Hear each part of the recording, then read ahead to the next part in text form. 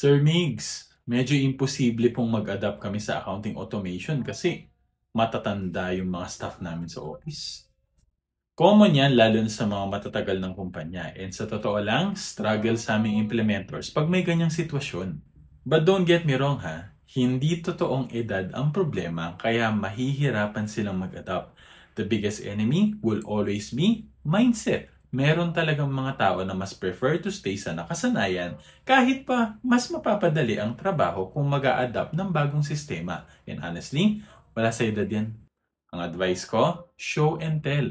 You need to show how systems like Xero, One Accounting, and Zoho Books could make the process more efficient and get them to witness how it makes things easy for them bago mo sila i-require to embrace change. Hayaan mo silang ma-amaze muna and ma-imagine yung sarili nila benefiting from these systems para bandang huli sila na mismo ang tutulong sa'yo to make it happen. This is the power of accounting automation, and if you're interested to know more, send us a message.